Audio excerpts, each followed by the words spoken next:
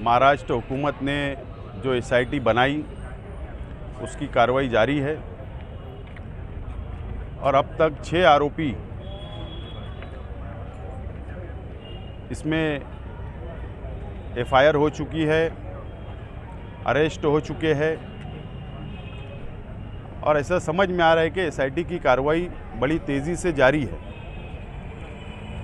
और जिस हिसाब से नोटिस तकसीम शहर में हो रही है,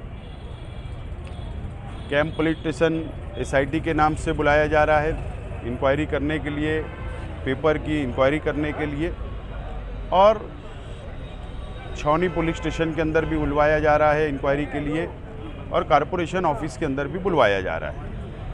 और जिस तेज़ी से कार्रवाई जारी है, अंदाज़ ये होता है कि आइंदा दिनों के अंदर ये तेज़ी से और इंक्वायरी तेज़ चलेगी।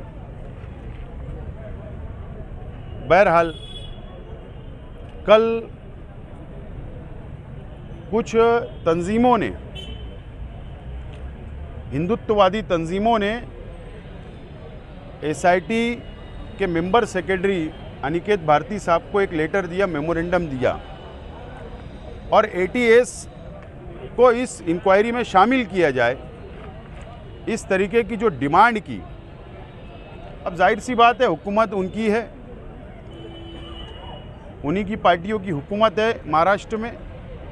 जिस तरीके से एसआईटी 24 घंटे में बन गई, ऐसा हमको शक है कि एटीएस भी इसमें इन्वॉल्व हो सकती है। इसके लिए हम लोग बहुत सतर्क है, बहुत संजीदा है और इसके लिए माइनॉरिटी डिफेंस कमेटी की शनिचर के रोज़ दोपहर 2 बजे प्रेस कॉन्फ्रेंस है और बाकी की बातें आइंदा का हमारा लाएअमल, जो हम मुंबई गए थे वहाँ की पूरी तफसील प्रेस के ज़रिए आवाम के सामने हम लोग रखने की पूरी कोशिश करेंगे शनिचर के रोज़।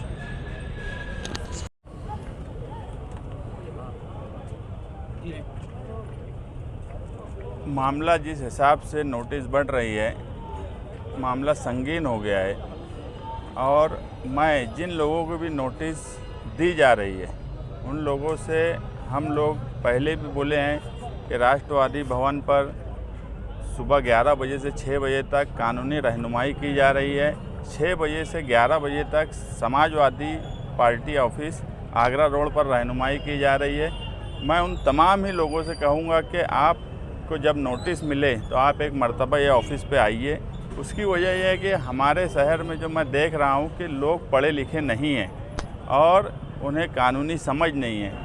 डॉक्यूमेंट कौन से लेके जाना, क्या बताना, ये उनको समझ में नहीं आ रहा है, इसलिए वहाँ भी उनको तकलीफ़ हो रही है। तो हम उनकी रहनुमाई कर रहे हैं, क्योंकि बोलने में लोग डर और खौफ में मुब्तला है। बोलने में कुछ ऐसी बातें बोल दे रहे हैं कि वो कानूनी गिरफ्त में आने जैसी बातें आ रही है। इसलिए नोटिस जिनको भी मिल रही है वो ये ऑफिस पर आकर वहाँ ज़रूर बताएं और समझ लें।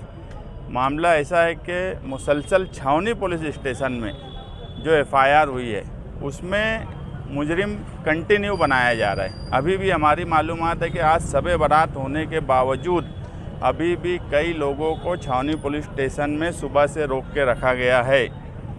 पुलिस डिपार्टमेंट कहीं पे कोई शब बारात त्यौहार इसका कोई लिहाज नहीं रख रहा है। नहीं तो हमेशा ये हुआ है कि अगर कोई मामला चल रहा है तो कोई त्यौहार है, कुछ है, तो कहीं ना कहीं उस वक्त कोई सहूलत दी जाती थी। मगर ऐसा देखा गया कि इन 2 दिनों में सख्ती ज़्यादा बढ़ा दी गई है, इंक्वायरी ज़्यादा तेज़ी से शुरू कर दी गई है। आने वाला वक्त रमज़ान का है। मैं पुलिस डिपार्टमेंट से भी कहूँगा कि इंसानी बुनियाद पर, क्योंकि एसआईटी की रिपोर्ट 6 महीने तक चलने वाली है, 6 महीने तक इंक्वायरी चलने वाली है, मगर ये पहली बार मैं देख रहा हूँ कि कोई एसआईटी बनी और एसआईटी बनने के बाद वो उसकी इन्वेस्टिगेशन करने के बाद रिपोर्ट सरकार को देती, उसके बाद कार्रवाई शुरू होती। ये पहली महाराष्ट्र में एसआईटी है जहाँ पर एसआईटी की अपनी इंक्वायरी भी चल रही है और उस बीच में एफआईआर के बाद उनको मुजरिम भी बनाया जा रहा है। ऐसी एसआईटी मैंने आज तक महाराष्ट्र में, मेरी मालूमात में तो नहीं है कि इस तरह की कोई कार्रवाई हो रही है। मगर बड़े अफसोस के साथ कहना पड़ रहा है कि मालेगांव जैसे शहर को बिला वजह टारगेट करके आज गरीब लोग को इतना ज़्यादा परेशान किया जा रहा है कि हम मुंबई में क्या करने वाले हैं। अभी आसिफ भाई बताए कल की प्रेस कॉन्फ्रेंस में, शनिचर की प्रेस कॉन्फ्रेंस में, क्योंकि अब ये लड़ाई जो है, मैं कल भी बोला, ये 12 नवंबर से ज़्यादा बड़ी लड़ाई है। जिस तरह 12 नवंबर में सेशन यहाँ से लड़ाई शुरू होकर हाई कोर्ट तक गई थी, ये भी कहीं ना कहीं वहाँ तक जाने वाली है। और इसमें सबसे बड़ा मसला यह है कि हमारे शहर की माएँ बहनें इसके अंदर कहीं ना कहीं फंसती जा रही है। इसलिए अब शहर के सरकर्दा अफराद को माइनॉरिटी डिफेंस कमेटी के साथ सर जोड़कर बैठने का वक्त है।